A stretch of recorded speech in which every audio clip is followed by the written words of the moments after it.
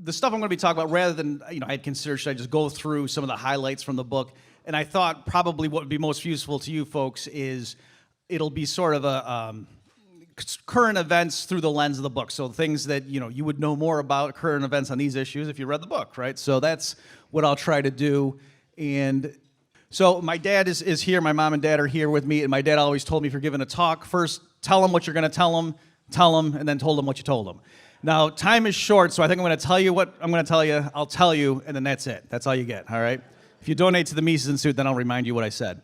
Okay, so what we're doing, we're going to first talk about inflation, of course, and then I'm going to talk about, is a recession coming and some of the conventional indicators, and so, in terms of the timing, and this thing called the yield curve inversion. That's going to be the more technical one, because it's tricky for us to give talks to groups like this, because some people, have been immersed in the Austrian literature, and they come to this and, they don't want to just hear something that they knew about 10 years ago, but then we know there are newcomers here too, and we don't want you to feel overwhelmed. So if you feel a little bit intimidated in this part of the talk, don't worry that, the next one is more fun. We talk about Putin, okay? So everyone can identify with that one.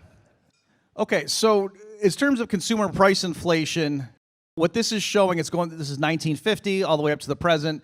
So this is just showing a graph of the 12-month percentage increase in the consumer price index. So when the government comes out and says, oh, inflation over the last 12 months was such and such, this is the number they're talking about.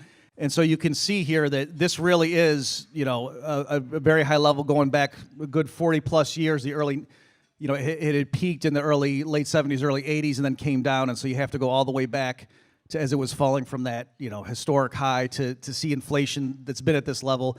And as some of the speakers have alluded to, that number is definitely understated. All right, so if you're curious, it's interesting. So in economics, as in some other fields, you can mislead people and you're not technically lying, right? And so here, the sort of tricks they do, and in and of themselves, it's not that any one of these things is crazy. Any like these moves they make statistically to make the reported inflation number.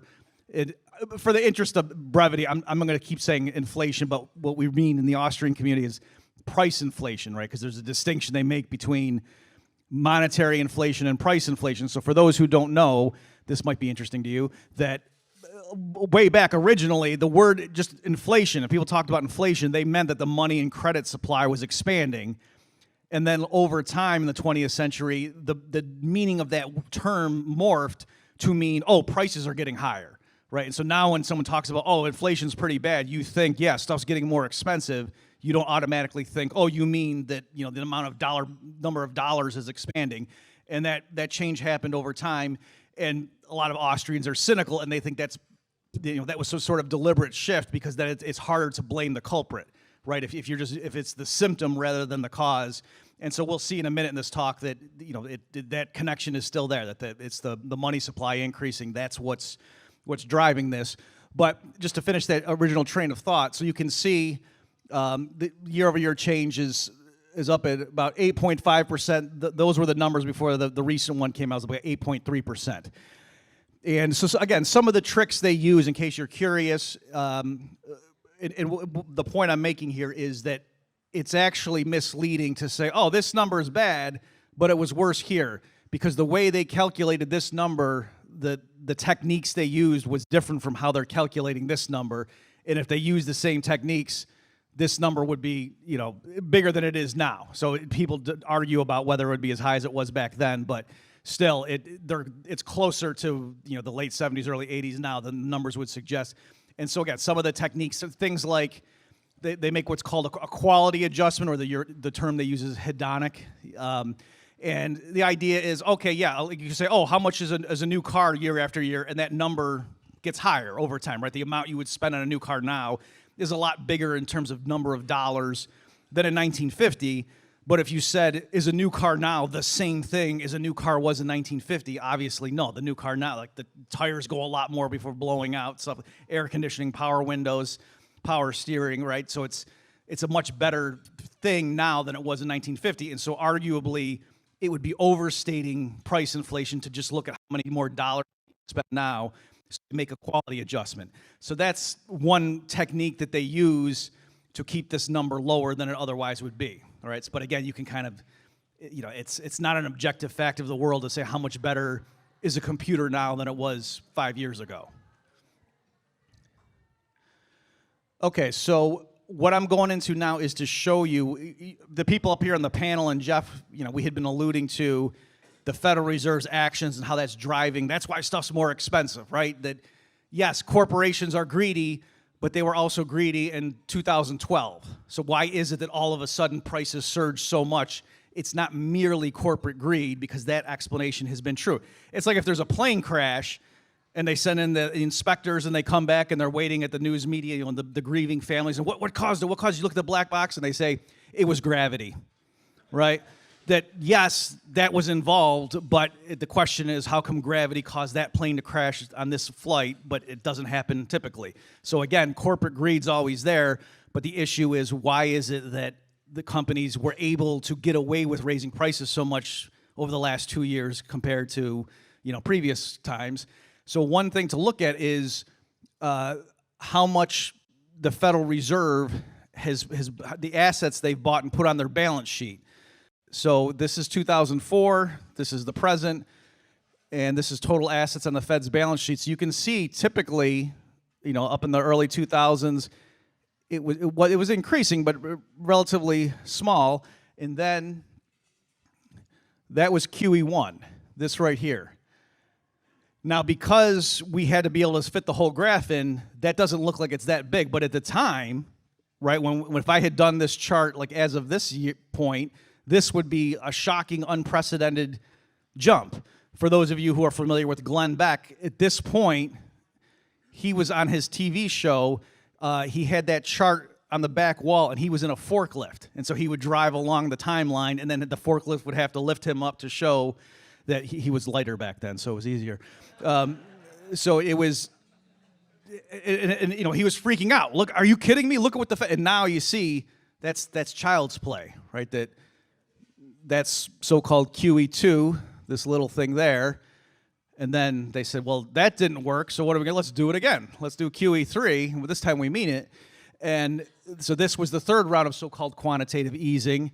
And then they actually did, under Janet, it started right at the tail end of Bernanke's tenure, and then Janet Yellen presided over, it was flat, and then it started coming down, and then Powell came in, and they really did actually, when Powell first came in, the Fed was not only refraining from buying more assets, but they were actually letting, as existing assets matured, they were rolling it over somewhat, but not as much, so they were shrinking their balance sheet. And then, of course, you see what happened during COVID, where it just shot up tremendously. And then also, too, it's been continuing to do that. So it's a little bit truncated on this chart, unfortunately, so you can't see it. It's getting a little cut, but this just keeps going straight. Okay, so despite, and I'll reinforce this in a few minutes, but my point is that with all the talk right now of the Fed tightening and how they're doing it, and the markets are coming down hard because of, the Fed's tightening, finally they're turning off the monetary spigots, all they've really done, if you want to use a car metaphor, is they've taken their foot off the gas. They haven't even tapped the brakes, really. And you might say, well, didn't they raise interest rates? And I'll show you in a minute that even that is perhaps not as tight as you think it is. Okay, but in terms of just the overall size and some of these numbers, so going into the fall of 2008, right before the crisis really hit in September there, the Fed's balance sheet, it was about like $850 billion, something like that. Assets that the Fed held, and they were mostly treasuries, right? That's what the central banks of the world did, is they bought and sold government debt, and partly they did that for reasons, I mean, you could be cynical and say, yeah, that was the whole point, is the central banks were given their privileges to fund the government's deficits, and that's true. But on the flip side, they typically were either not allowed, or it was just customary. They wouldn't be buying and selling more mainstream private sector assets because of the temptation for corruption, that you wouldn't want central bankers having the ability to buy specific asset classes. That all went out the window with the financial crisis. In particular, the Fed just started loading up on mortgage-backed securities. Okay, and I explain it more in the book, but that was not only, I would say, bad policy in terms of economics, like, bailing out the people that made bad decisions, and how can a profit and loss system function if if you make an investment in housing, let's say, and things go well, you get to keep your profits. But if it blows up in your face, the Fed comes in and bails you out because you're too big to fail. That's not a good system. It's not merely that it's unfair to regular people, but it encourages these institutions to make riskier bets if they know we keep the upside and on the downside, the Fed bails us out. But beyond that, it was arguably illegal what they did. And I get into this in the book, but the Fed is allowed to lend freely, but in terms of the assets it could buy, there was a lot of restrictions. And so what they did is they created these maiden lane LLCs, and technically what was happening is the Fed would lend money to the LLCs who would then go out and buy mortgage-backed securities. And so the Fed could say, we're not buying mortgage-backed securities. That'd be illegal. We're just lending money to this firm. They happen to be buying a bunch, but that's not our business, right? So that's what was going on there. But you can see, so that went up to above $2 trillion, and that was, again, why people like Glenn Beck were freaking out, because the Fed more than doubled its assets. So what does that mean? One way of putting it is, in the few months after the financial crisis, the Fed created more high-powered dollars than it had up to that point since its founding in 1913, right? That's what it means to double something, is to say you did more in that short period than you did earlier. QE2, QE3, and then you see, though, with COVID, it just dwarfed what they did back then. So at this point, again, right before the financial crisis, the Fed had about $850 billion in assets, and now it's sitting on over $9 trillion. Okay, so the question, though, is, okay, you Austrian types, you're blaming now prices are rising, the public is upset, and you're telling him, it's not corporate greed, it's not Donald Trump, it's not even Joe Biden, really, it's the Federal Reserve. That's who you should be mad at, and take your pitchforks and go that way. And so a cynic could understandably say, well, wait a minute, you just got through showing us that the Fed was pumping in money, buying assets after the financial crisis, and yet we didn't have $6 a gallon gasoline in 2010. So what's going on? Surely there's more to the story, and there is.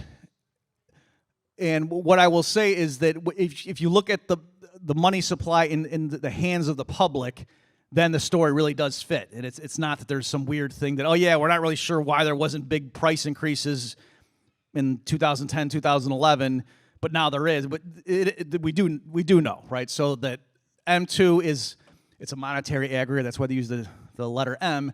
And loosely speaking, you could say it's money in the hands of the public. Okay, so the earlier chart I showed you, that was sort of like what the Fed does at a high level, but that's not directly going into people's checking account balances, right? So M2 is a broader measure that includes things like not just physical currency, like Benjamin Franklin's in your wallet, but also your checking account balance, retail money market funds, things like that. And so what this chart shows is the year-over-year increase in M2, which is, again, a particular measure of the money supply in the hands of the public. This right there, make sure I'm not lying to you. Yeah, that's 2020. And so that's when the pandemic hit. And so you can see that M2 growth, bounces around. This is 1985. So, right after the financial crisis, which is right here, this was the so-called Great Recession, this gray bar, you can see, M2 growth was kind of high in there, and then it dropped, and then it jumped up again.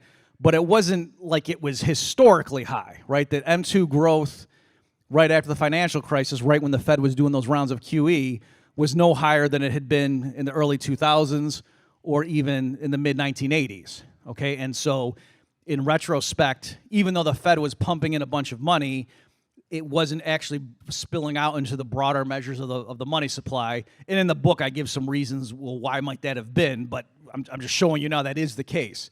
So the story that we tell that, if you want to understand how come prices are going through the roof, corporations are greedy, things like that, Wall Street shenanigans, but ultimately it's because there's more dollars floating around and that the public's able to spend. That story does still hold up. So you can see that that figure of M2 growth really shot up way above the historical norms going into the pandemic. And so it's not surprising now that prices are rising so much. And also, even though it has come down, notice it's still pretty high. Okay, so again, when we say, is the Fed slamming on the brakes? No, all it's really doing is not pumping in as much as it was before. But in terms of growth in money supply in the hands of the public, that's still up at historically, the highest, tied for highest levels it's been over the last several decades, though it's not as high as it was 6 months ago. Let me do a real quick technical point for the purists in the crowd. I actually was hesitant to say this, what I just told you, because M1, which is a more narrow measure, did shoot way up after the financial crisis. And so I was open to the idea that maybe there is more nuance here, and we shouldn't just say, oh, money supply explains everything.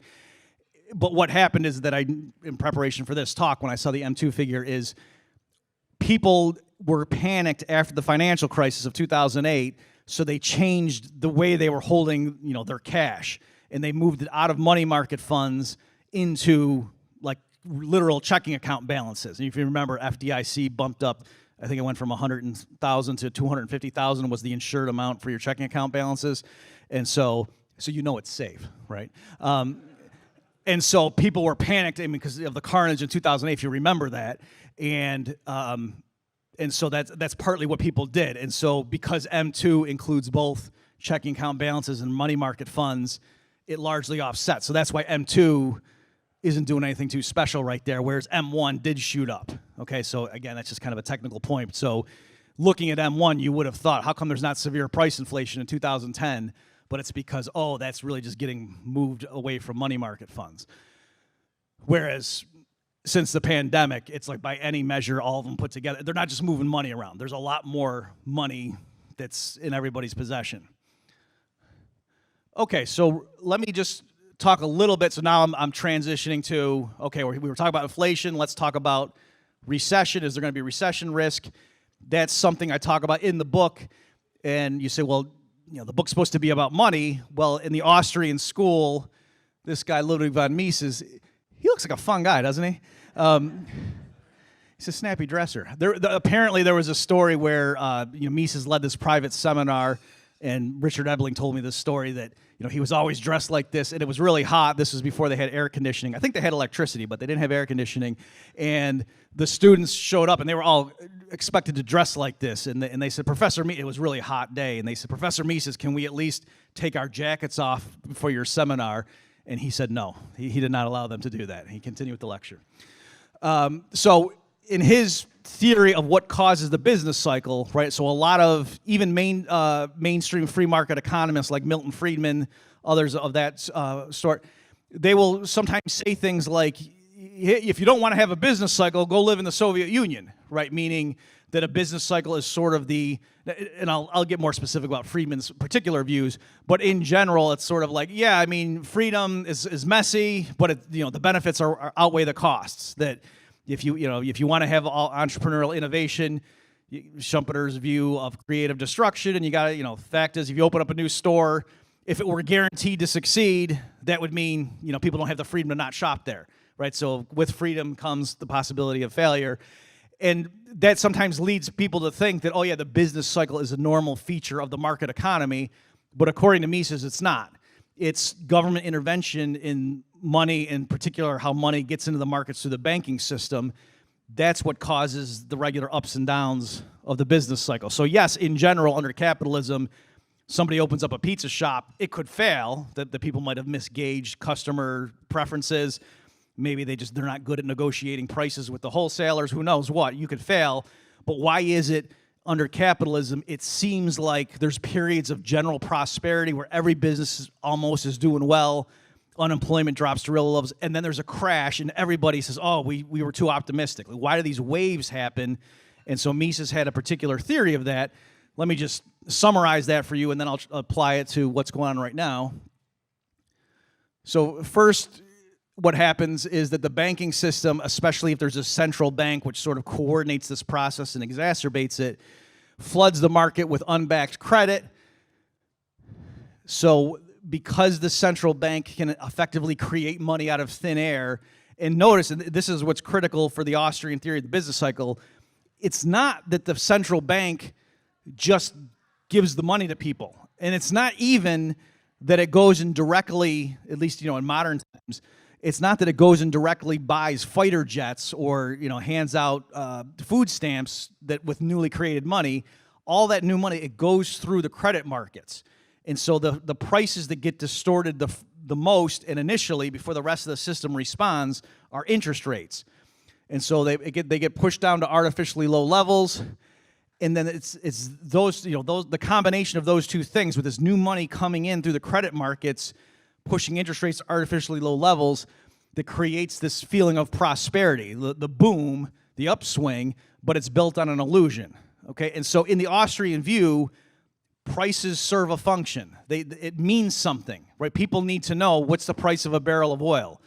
And the government wouldn't be doing anybody any favors. If the price of oil is supposed to be $100 a barrel, and the government comes in and somehow makes it that it's only $30 a barrel, but they haven't increased the amount of crude production, that doesn't mean there's more gasoline for your car, right? It just means they changed the price on it, and so it's not getting more gasoline into vehicles, and so whatever information that $100 price was conveying to the system that people were responding to, if you keep it artificially at 30, that causes problems, right? And so some of the panelists were talking about, I think Patrick in particular was talking about the price controls in the 70s.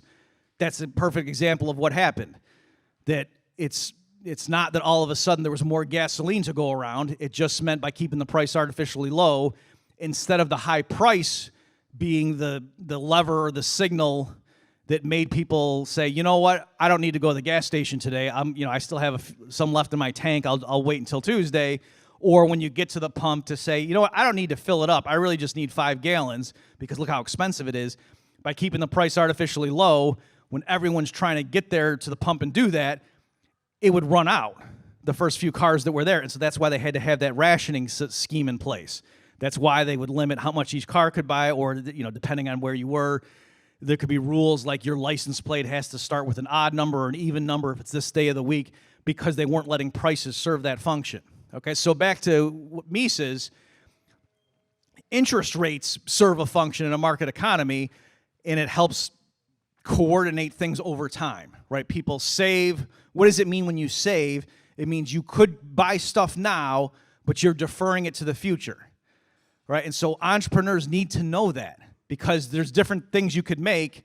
The way we could use resources right now, we could build more factories, which doesn't help us right now. We don't have more TVs right now if we use our resources to build a new factory, but down the road we're more productive because now workers can go to that factory that didn't exist before. And so there's like intertemporal trade-offs that can be made. We can produce more now for the immediate present, or we can make things now that make us more productive down the road. So in a sense, it's like transferring production from today to the future, and that interplay between producers knowing what to do and consumers saying, this is how we'd like you to, direct resources. Interest rates help coordinate that in a market economy. And so Mises' point was, if the interest rate is pushed artificially low, you're not doing anybody any favors. It's not that there's more machinery to go around. There's not more minerals that have been discovered. There's not more farmland. We're not actually richer. It's just that signal is not doing its job anymore. And just like if the government comes in and gas is supposed to be $6 a gallon, but they just say it's illegal to charge more than $3, that might seem like it's a good idea, but it's actually not doing anybody any favors. It's just going to cause shortages in lines. So with this, a low interest rate, if it doesn't actually reflect how much the public is saving, doesn't really make us wealthier. It screws things up. And the particular way it gets screwed up is it causes this boom where entrepreneurs start longer projects than they have the resources to complete. So it lasts for a couple of years, but then when, for various reasons, the central bank gets skittish, the banks get worried because of the loan quality, and they tighten, now all of a sudden there's this wave of failures where a bunch of businesses say, wow, we were too optimistic, we shouldn't have hired so many people. And they start laying people off and closing down operations. And that's what we think of as the crash. Okay, so if that's the background of the theory, let me just apply that quickly to the Austrians versus the Chicago School on the Great Depression. So Murray Rothbard is a representative of the Austrian school. His quick explanation of what happened in the Great Depression was in the 1920s, the Federal Reserve was too liberal. It allowed for an expansion of the money supply. That's why there was the boom in the stock market that I'm sure you all learned about in the late 1920s. Again, in school you probably learned oh, it's because we didn't have the SEC. We didn't have, people could just borrow money and put it in the stock market. It was crazy back then. It was wildcat, but it was like that in the 1910s also. How come what we think of as the boom in the stock market and the 29 crash that led to the Great Depression, why didn't that happen earlier in U.S. history? Things were even more liberal and unregulated back then, right? So that's the issue. And Rothbard says it's because the Fed was formed in 1913. After the war, they tightened, and then the 20s, they allowed for this huge boom that eventually led to a crash. And so it was the boom of the 20s that made the crash in the 30s necessary. And then, in case you've never heard it, Herbert Hoover actually was not a free market guy. He actually had a New Deal light, and then FDR had the real New Deal. And so that's why what should have been a bad crash in the early 30s lasted for the Great Depression. In contrast, Milton Friedman said, oh, it's because the Fed foolishly tightened in the late 1920s when they didn't need to. Okay, so even among free market schools of thought, Chicago and Austrian, there are important differences when it comes to money and banking. Okay, so again, loosely speaking, the Austrians would say it's the boom that causes the bust, whereas even the Chicago school type will often say, as long as the Fed doesn't tighten too much, we don't need a recession. So the reason I'm bringing this up is because this is even relevant today with certain economists like Steve Hanke, for example, and others that, real good guys, solid on a lot of issues. But Hanke was giving remarks saying, oh yeah, the Fed still could get a soft landing. They just have to keep money supply within this certain band. Whereas in the Austrian school, at this point, a recession is inevitable. There have been years of artificial monetary expansion, artificially low interest rates. Malinvestments have been made, right? So people have invested in the wrong things. That's already done. You can't just flip a switch and turn that off. So yeah, if the Fed and the government did better policies going forward, it would not be as bad. But the point is, you can't avoid a recession at this point. And so I would agree with some of Powell's critics who are saying he's just trying to ease the public into this. He's being unrealistic. Okay, so just to summarize what I've said to you, think of the carnage that we've seen in the stock market recently, and that's when the Fed hasn't even started selling off assets, and M2 growth is still pretty high. And so then you might say, though, but what about the yield curve? Didn't that recently invert? And isn't the Fed tightening by raising interest rates? Okay, so like I said, this next part, it'll be just a few minutes. It's the most technical of what I'm going to say today, so hang in there, folks. And I don't know if I bring a dessert yet, but maybe you need it right about now. Okay, but this is important stuff if you want to know about a recession, so that's why I decided this was worth getting into. So you may have heard it. So this is not an Austrian talking point. This is standard stuff that the financial sector knows about. Some guy, Harvey Campbell, did his dissertation in the 1980s on this, that a so-called inverted yield curve has correctly predicted 8 out of the 8 of the last recessions, going back to right after World War II, and it has never given a false positive. Okay, so I won't get into the nuances here in the book. I do. If you're curious, you got to correctly define, like, what do you mean by an inverted yield curve, and how long does that signal have to be enforced before you say, yep, that's a go, it's a signal. But this is a way I can intuitively show you what I'm talking about. So what this chart is showing, it's the yield on the 10-year Treasury minus the yield on the 3-month Treasury. So normally the yield curve is upward sloping, right? So if the y-axis is the interest rate on government debt and the x-axis is showing the maturity, so like 3 months, 6 month, 1 year, and so forth, up to 30 years, normally the yield curve's like this, meaning if you're going to lend your money to the government for a long time, they have to give you a higher interest rate. Measured like per annum, right? It's not just that you get a higher interest rate total, it's that even per year, it's implicitly they're giving you more. But when the yield curve inverts, it flips, meaning the interest rate yield on short-term treasuries is higher than on long-term. So that's unusual, at least since World War II. But as this chart shows, so on this chart, that would mean it's below this black, because this is the 0 point, right? So if the 10-year minus the 3-month is negative, that means the 3-month is bigger than the 10, right? And so you can see, and these gray bars are recessions. So this is 1985. This pattern, like I said, goes back to World War II, but this chart I could grab pretty easily from the Federal Reserve's website just to show you the pattern. So you can see Every time that difference goes below zero, meaning the yield curve inverted, soon after there's a recession, right? It happened for the other ones here. And also notice it doesn't go below and then there isn't a recession, right? So there's no false positives or false negatives if you calibrate it right. And so with that then, if the question is, okay, if we're going to, and by the way, in the book I explain how that lines up with Mises' theory. Okay, with the time we have here, I can't get into it, but it's not merely that this happens to have predictive success, and so, hey, we don't know why it works, but it looks like it does, so let's run with it. It actually lines up with the theory I just told you a minute ago. Like, in other words, if you believe that Misesian theory of what causes the business cycle, this pattern actually isn't surprising. Okay, so that's partly why I like this, is it makes sense to me that why this would be the case besides the track record. So if that's your framework, and then you wonder, is a recession imminent? Interestingly, so it might be, right? None of this stuff, people tomorrow could just stop going to work, or they probably will because it's Sunday. People on Monday could just not go to work, and then measured GDP would collapse, and you might call that a recession or not, but, you know, so people have free will. They can do whatever they want. It's not that these lines control human behavior, but I'm just saying, if you're asking, is this pattern in the cards right now, it actually isn't. It's going the wrong way, right? In other words, so this one here that already happened, that was the yield curve inversion before the 2020 recession, right? That happened in 2019, this one. So if we thought there was going to be a recession in the next 18 months, the yield curve here should have already gone below this black line again, and yet you see, not only didn't it go down, it's going the wrong way, it's going up. And so what's happening there, why is that going up? It means that the yield on 10-year Treasury debt is rising more than the yield on 3-month Treasury debt.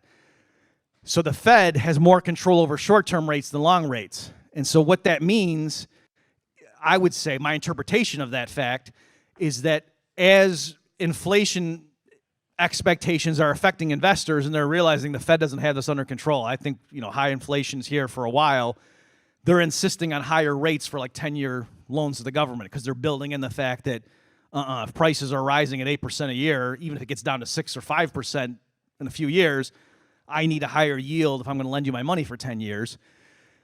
So that increase is more of a jump than what the Fed is doing by raising short rates right now. So I would say, in a sense, the fact that the yield is going like that means the Fed is behind the curve, that the Fed actually, so yeah, it's raising rates, and so that's tighter than if they didn't raise rates. But if you ask, are they even just keeping pace with the public's moving expectations of just price rises? No, they're not. Just like to give you an example of what I mean, in interwar Germany, right, you might have famous things about wheelbarrows of cash and everything. Interest rates skyrocketed, but they didn't keep up pace with the fact that prices were rising so much. And so there was a sense in which real interest rates were very loose and low during that period, even though on paper it looked like, wow, the central bank in Germany is really jacking up rates, but they weren't anywhere close to keeping pace with their inflation. So I would say you got something like that on a smaller scale happening now. So again, my point being, the Fed really isn't tightening, it's just they're not as loose as they were, if you will. But it's not like they've switched to a hard, tight posture by any stretch. Okay, I just got a couple more minutes here. So some of the issues, and I know Peter alluded to this, it's been hot recently. Where this all comes from, I think most of you probably know this, but because of, you know, when Russia, and we say when Russia invaded, as good Austrian economists, we know it's Russia doesn't do anything. It's individual soldiers obeyed orders from a person, and then they did such and such, right? Countries don't do anything.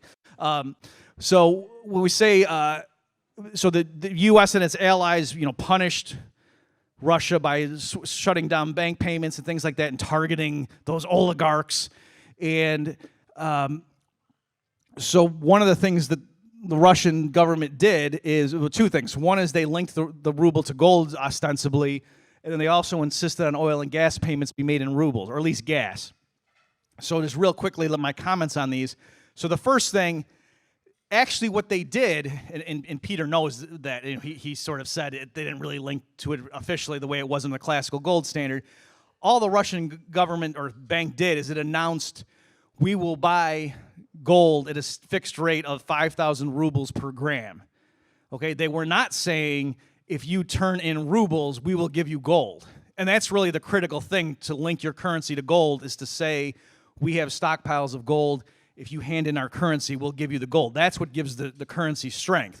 So what they did was like the one half of it, but that really, if anything, would put a floor under the gold price. It wouldn't put a floor under the ruble price, right? If the world price of gold and measured in rubles had jumped to 8,000, the Russian bank saying, we're prepared to give 5,000 rubles if you sell us your gold, the people owning gold would say, well, no thanks, because we can get more in the market, right? So that was a tepid step that didn't actually, formally do things the way they were in the classical gold standard. And then they even abandoned that pretty soon afterward, after they announced it.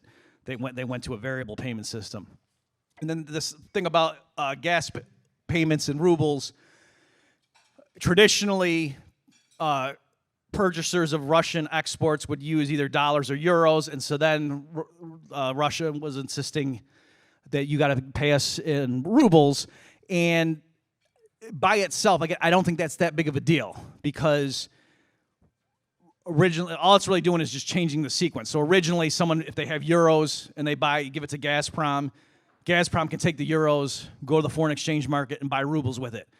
If instead you're saying to the the German importer, no, we need rubles, okay, they would take their euros, go to the foreign exchange market, trade the euros for rubles, and then buy the gas that way. So it's just changing the sequence of the transactions.